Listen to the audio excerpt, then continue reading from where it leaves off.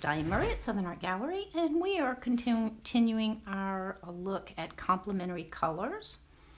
I have just taken this little card, and I often do this, and this is Turquoise by M. Graham, and this is Light Red by Holbein, and I actually paint the card starting this way and that way, and then just rock the colors back and forth.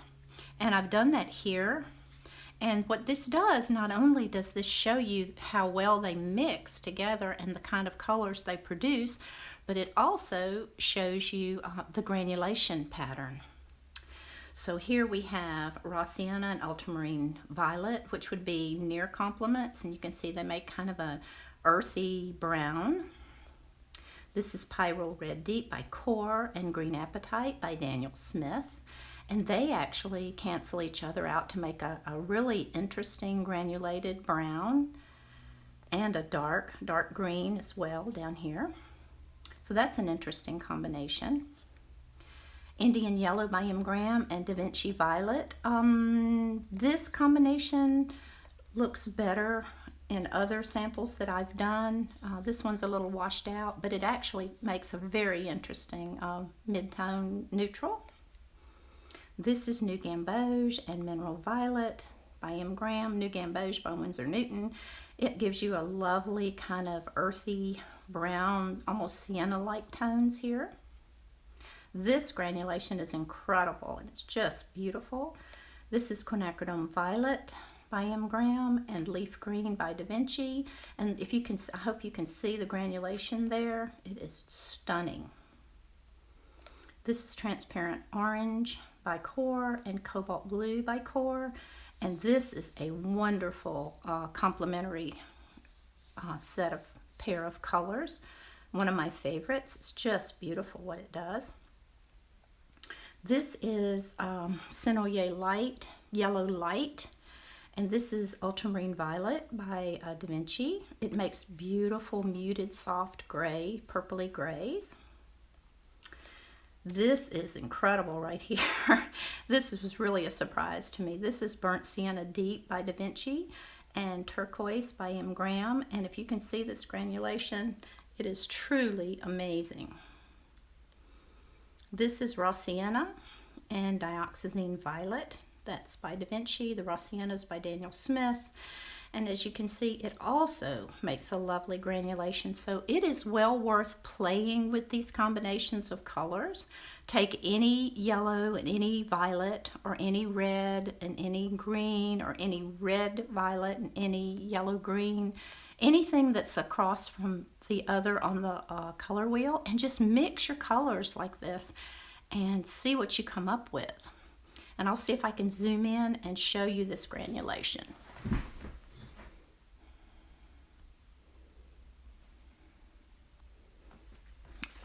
Move it. There it is. There you go. So that shows you how the granulation pattern. Anyway, I hope you find this helpful, and I hope my students are doing these exercises, and we will see you soon. And this is Diane Murray again at Southern Art Gallery, and we are looking at complements. These are some interesting complementary pairs that I think are truly off complements or near complements. They're not true yellows, but they make very interesting neutrals. So I thought you might enjoy seeing these.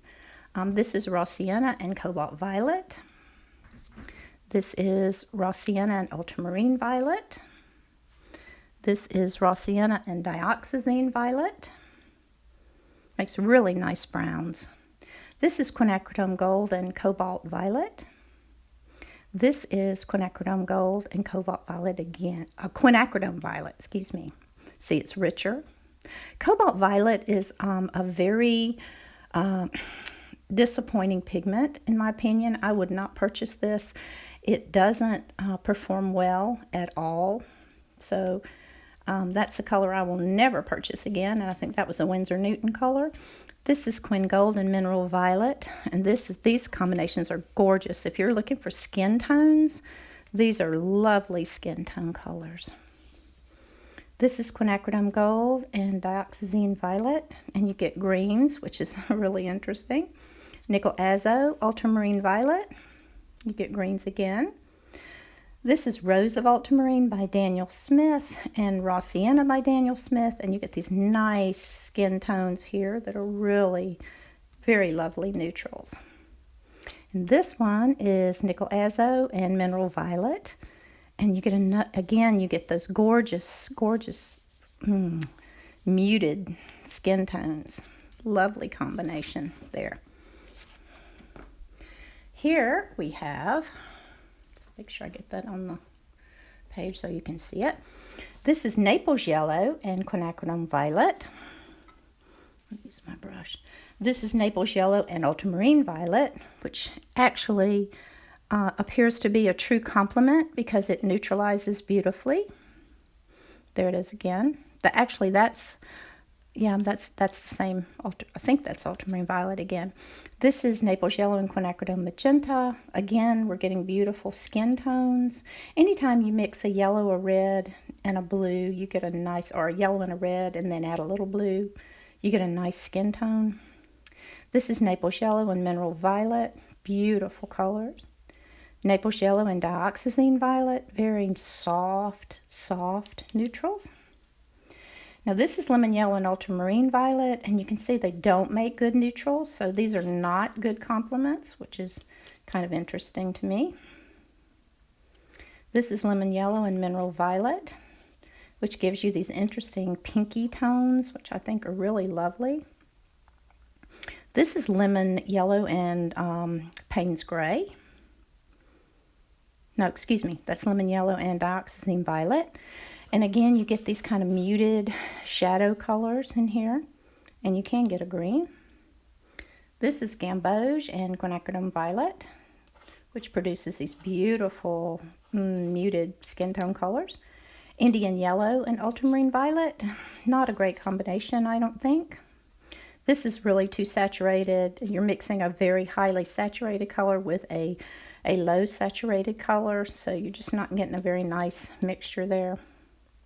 This is Gamboge and Mineral Violet. Again, you get another nice combination. Mineral Violet makes absolutely beautiful neutrals. It's a really nice mixing color. This is Gamboge and Dioxazine Violet. I'm not crazy about that combination.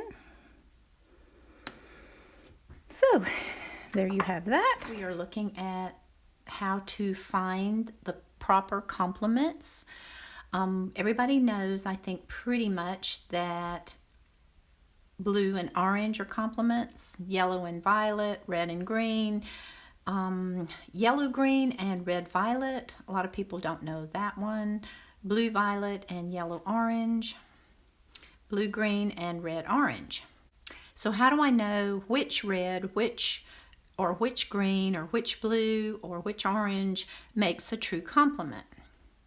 And a true complement will gray out to a neutral gray.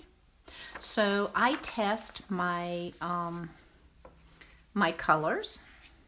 This is how I teach my students to do it. We're testing some blues and oranges, and I test everything on my palette, all the blues and all the oranges, and I try them out and see what kind of mixtures they make. So we know that blue and orange are complements, and that if they are a true complement, they will neutralize to a nice gray or a nice neutral. So if you look here, I've tested a new color that I have put on my palette called Light Red by Holbein. It's really not red at all. It's really more of an orange. And this is Chinese orange, just to compare it. And this is burnt sienna, so you can see that it sits in the middle between these two. And I tried it with some yellows to see if I can get some nice brighter oranges, which I could. And then I tried the complements. This is ultramarine blue mixed with a light red, which make really nice complements and nice granulation. I hope you can see that. But that's a nice complement pair. This is indanthrene blue, and it makes very neutral mixtures. Almost dull neutrals, so, or really dark. So if you're looking for that, This is phthalo blue. Phthalo blue does not make good complements with this color. So if you see it pulling to the green side, you'll see that that's not an actual complement. It might be more of a near complement, which is just a near complement is a complement that's on either side of the true complement, or it's close by. This is cerulean blue, and I absolutely love these last two. The granulation is amazing. It's absolutely beautiful with the light red, and the cerulean makes these incredible soft grays that would just be beautiful in shadows, and if you're painting a white subject, it would be gorgeous. You can also see the granulation that occurs, and my very favorite is cobalt blue, and you can see the incredible textures. It's just beautiful, the granulation that you get with this. This is the combination that Thomas Schaller uses all the time in his paintings that give his paintings that classic look. So that would be my number one choice. Number two would probably be the cerulean blue. And my number three choice would probably be the ultramarine. So this is how I determine whether a complement will work or not. And this is important when you're deciding which colors to add to your palette, because you need to be able to mix nice complements and nice neutrals. So that's how we do it. And I go through every pair of complements and all the colors on my palette, and I choose the combinations that I like the best. So I hope you found this helpful, and we will see you soon.